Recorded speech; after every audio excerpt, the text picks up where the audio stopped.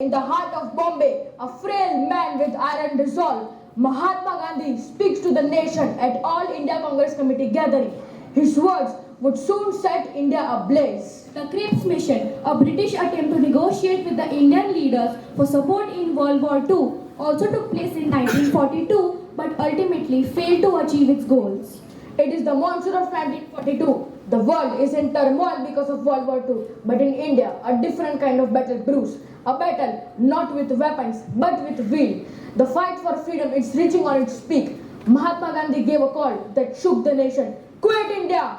My dear friends, this is the story of that call and the fire it lit in every Indian heart.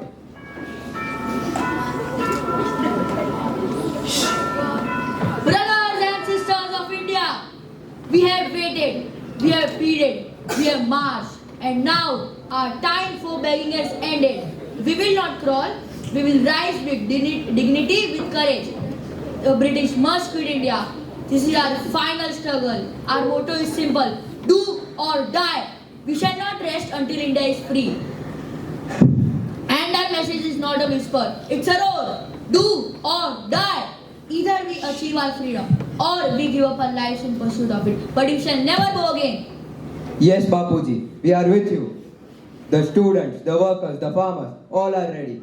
Let every city, every village rise with one voice. Quit India! Bapuji, truth and justice shall guide us.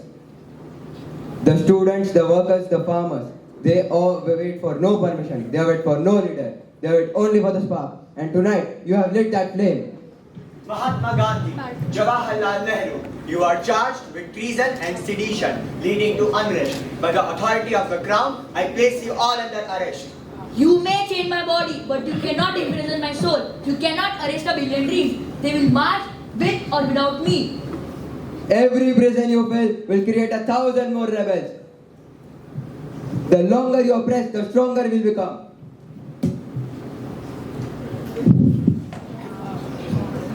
This movement, spearheaded by Mahatma Gandhi, called for an immediate end of British rule and urged Indians to actively participate in civil disobedience. This movement also saw British government respond with mass arrests and suppression of political activities. By dawn, India was already on fire. Students walked out of classrooms, factories shut down, railway stations fell silent. But amidst this chaos, only one woman rose to carry the torch forward, Aruna Asaf Ali. If our leaders are imprisoned, then I will lead. On August 9th, I will raise our flag and see that British tridents tremble.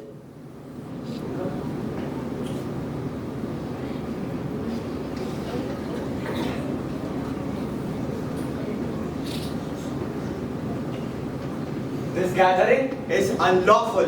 This is an act of rebellion, and the British Empire will not tolerate this.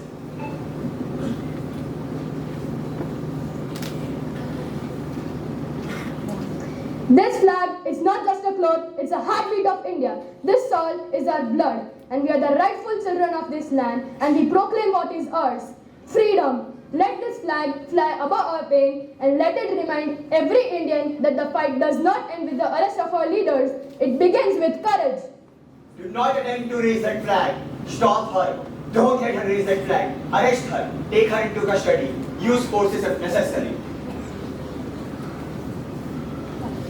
Aruna Asaf Ali famously unfurled the Indian flag at the Gwalior Tank Maidan, now known as August Kranti Maidan, in Mumbai, marking the start of the movement.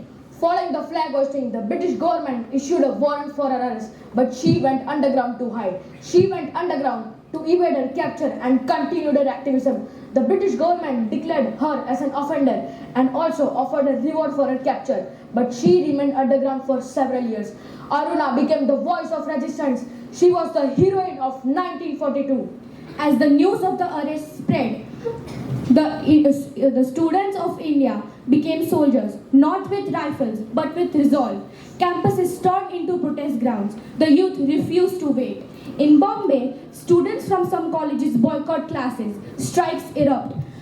The movement spreads like wildfire across Delhi, Calcutta, and Ahmedabad. Their pens became weapons.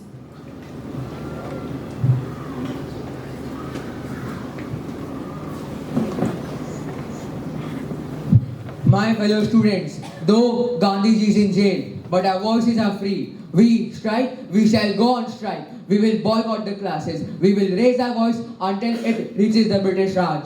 They say students should stay quiet, but I say if not us, then who? If not now, then when? But they have police and rifles, and we only have voices.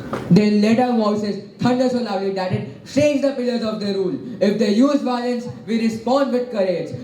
Today onwards, we do not attend the classes because our colleges are managed by the British government. Yes, we are all united. We will follow our leaders.